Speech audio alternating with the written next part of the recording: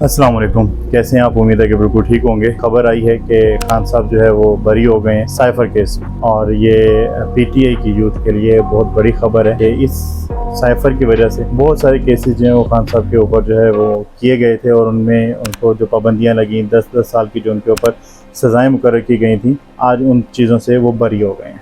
अब यहाँ पे एक बड़ी मज़ेदार सी बात ये है कि हमारे यहाँ ये निज़ाम इतना फरसूदा और बेकार निज़ाम है, हमारे यहाँ निज़ाम अदालत। उसकी सबसे बड़ी वजह यह है कि आप एक अदालत आपको फ़ैसला देती है कि आप जो है आपने ऐसा जुर्म किया है, आपने मुल्क के ख़िलाफ़ साजिश की है, 10-10 साल की आप सज़ाएँ दे देते हैं, और एक शख्स को आप जेल में रखते हैं जिसको जेल में गए हुए तकरीबन साल से ज़्यादा हो गया, इससे ज़्यादा का टाइम हो गया है, और उस शख्स को आज साल के बाद बरी होने का जो है वो मामला बनता है। 1 साल 1.5 साल जितने भी साल खान साहब को हो गए हैं जेल के अंदर, आप खुद देखें कि अगर खान साहब बाहर होते तो वो अपनी पार्टी को अच्छे तरीके से रन कर रहे होते।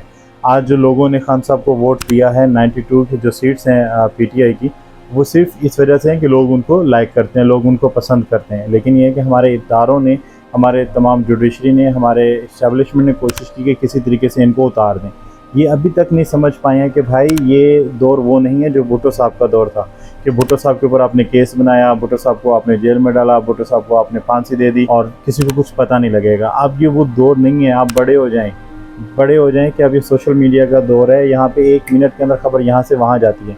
आपने इस दरमियान में कितनी बोंगियाँ मारने की कोशिश की है, लेकिन वो बोंगियाँ आपकी बेसूद रही हैं, और खान साहब आज़ाद हो गए हैं। लेकिन ये है कि अब दोबारा भी आप अगर पंगा डालना चाहेंगे तो इदारे आपके पास हैं, आप कोई भी पंगा डाल सकते हैं, लेकिन आप लोगों के दिलों से खान साहब को उतारने में ज़रा नाकाम हो गए हैं।